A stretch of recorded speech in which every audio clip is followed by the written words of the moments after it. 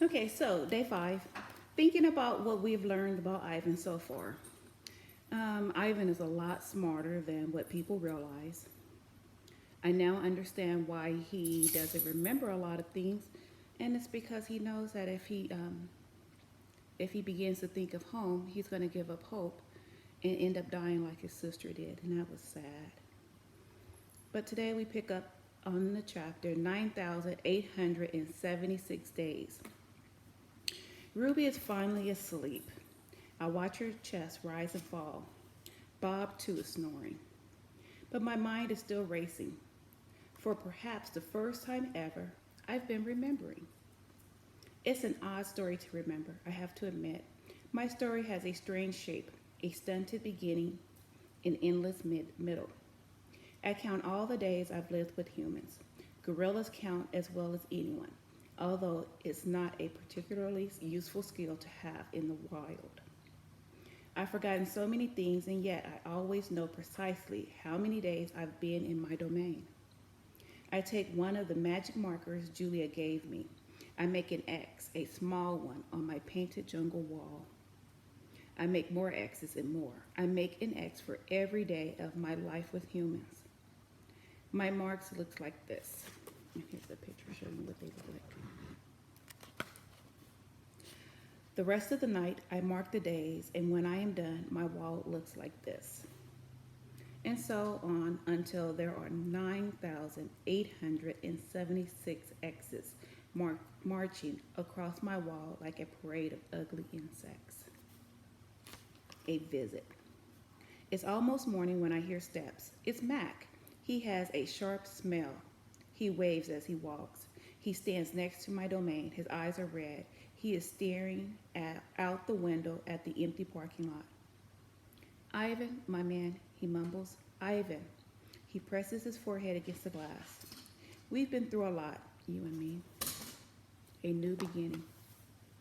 We don't see Mac for 2 days. When he returns, he doesn't talk about Stella. Mac says he is anxious to teach Ruby some tricks. He says the billboard is bringing in more visitors. He says it's time for new beginnings. All afternoon and into the evening, Mac works with Ruby. Ruby's feet are looped with rope so that she cannot run. A heavy chain hangs off her neck. Mac shows her Stella's ball, her pedestal, her stool. He introduces her to Snickers. When Ruby obeys Mac, he gives her a cube of sugar or a bit of dried apple. When she does it, he yells and kicks her in the sawdust. He yells and kicks at the sawdust. When George and Julia arrive, Mac is still training Ruby. Julia sits on a bench and watches them. She draws a little, but mostly she keeps an eye on Ruby. Bob watches too. He's hiding in the corner of my domain under knot tag. It's raining outside, and Bob does not like damp feet. Ruby trudges behind Mac, her head drooping. Endlessly, they circle the ring. Sometimes Mac slaps her flank with his hand. Suddenly, Ruby jerks to a stop. Mac pulls the chain hard, but Ruby refuses to move. Come on, Ruby, Mac is almost pleading. What is your problem? She's exhausted, I say to myself. That's the problem. Mac groans. Idiot elephant. Idiot human, Bob mutters. Walk, Ruby, I say, although I know she's too far away to hear. Do what he says. Walk, Mac commands. Now. Ruby doesn't walk. She pops her rump on the sawdust floor. I think maybe she's tired, Julia says. Mac wipes his forehead with the back of his arm. Yeah, I know. We're all tired. He pushes Ruby with the heel of his boot.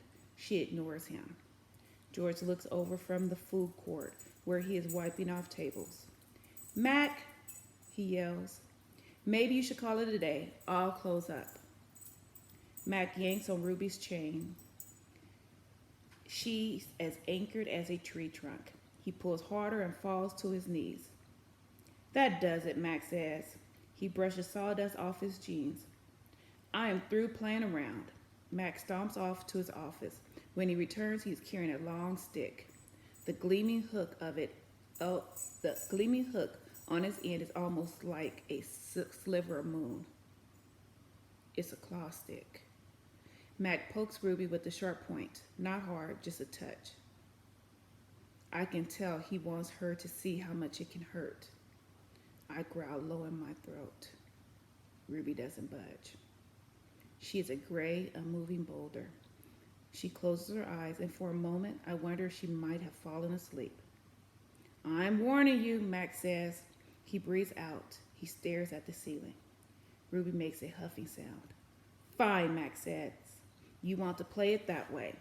He draws back the claw stick. No, Julia cries. I'm not going to hurt her, Mac says. I just want to get her attention. Bob snarls. Mac swings. The hook slices the air just a few inches above Ruby's head. See why you don't want to mess with me, Mac says. He draws back the claw stick again. Now move. Ruby jerks her head, flinging her truck towards Mac. She makes a noise that sends the sawdust scattering. It makes my glass shiver. It is the most beautiful mad I've ever heard. Ruby trunk slaps into Mac. I don't see exactly where she strikes him. Somewhere below his stomach, I think. And I know he must be uncomfortable because Mac drops the claw stick and falls down on the ground and curls into a ball and howls like a baby. Direct hit, Bob says. Poor Mac. Mac groans. He stumbles to his feet and hobbles off toward the office. Ruby watches him leave. I can't read her expression. Is she afraid, relieved, proud? When Mac is gone, George and Julia lead Ruby from the ring. It's okay, baby, it's okay, Julia says, stroking Ruby's head. They settle Ruby in her domain and make sure she has fresh water and food. Before long, Ruby's dozing. Dad, Julia asks as George locks Ruby's iron door. Do you think Mac would ever hurt Ruby? I don't think so, Jules, George says. At least I hope not. Maybe we could call someone. George scratches his chin. I wish I could help Ruby, but I wouldn't know how. I mean, who would I call? The elephant cops? Besides, George looks down. I need this job, Jules. We need this job. Your mom, the doctor bills? He kisses the top of Jules' head. Back to work, you and me both. Julia sighs and reaches for her backpack. She removes a piece of paper, a bottle of water, and a small metal box. Homework first, George says, wagging a finger. Then you can paint. It's for art class, Julia explains. We're doing watercolors. I'm going to paint Ruby. George smiles. All right then. Just don't forget your spelling. Dad, Julia asks again. Did you see Mac's face when Ruby hit him? George nods. Yes, he says solemnly. I did. He shakes his head. Poor Mac. He turns away, and only then do I hear him laughing. Colors. Julia opens the metal box. I see a row of little squares, green, blue, black, red, yellow, purple, orange. The color seems to glow. She pulls out a brush with a thin tuft of a tail at its end. She dips the brush in water and wets the paper, then taps at the red square. When the brush meets the damp paper, pink petals of color unfurl like morning flowers. I can't take my eyes off the magical brush for a moment. I'm not thinking about Ruby and Mac and the claw stick and Stella. Almost. Julia touches red again, then blue, and there, suddenly, in the purple of a ripe grape. She touches the blue, and her paper turns to summer sky, black and white, and now I see that she is painting a picture of Ruby. I can make out her floppy ears, her thick legs. Julia stops painting. She takes a few steps back, hands on her hips, gazes at her work. She scowls. It's not right, she says. She glances over her shoulder at me. I try to look encouraging. Julia starts to crumple up the paper, then reconsiders. Instead, she slides it into my cage at the spot where my glass is broken. Here you go, she says. A Julia original. That'll be worth millions someday. Gingerly, I pick up the paper. I do not eat a single bite of it. Oh, hey, I almost forget. Julia runs to her backpack. She pulls out 3 plastic jars, one yellow, one blue, one red. She opens the jars, and an odd, not food smell hits my nose. Julia pushes the jars one by one through the opening. Then she slides some paper through. These are called finger paints, she says. My aunt gave them to me, but really, I'm too old for finger painting. I stick a finger into the red jar. The paint is thick as mud. It's cool and smooth, like bananas underfoot. I pop my finger into my mouth. It's not exactly ripe mango, but it's not bad. Julia laughs. You don't eat it, you paint with it. She grabs a piece of paper and presses her finger to it. See, like this. I place my finger on a piece of paper. I lift it and a red mark is there. I get a bigger glob from the pot and slap my hand down on the page. When I pull my hand off the paper, its red twin stays behind. This isn't like the ghostly handprints of my glass, the ones my visitors leave behind. This handprint can't be so easily wiped away. It's a picture of that handprint. A bad dream. I lie awake, peeling dried red paint off my fingertips. Bob, who accidentally walked on one of my paintings, is licking his red paws. Every so often, I glance over at the empty ring. The claw stick glints in the moonlight. Stop. No. Ruby's frantic cries startle me. Ruby, I call.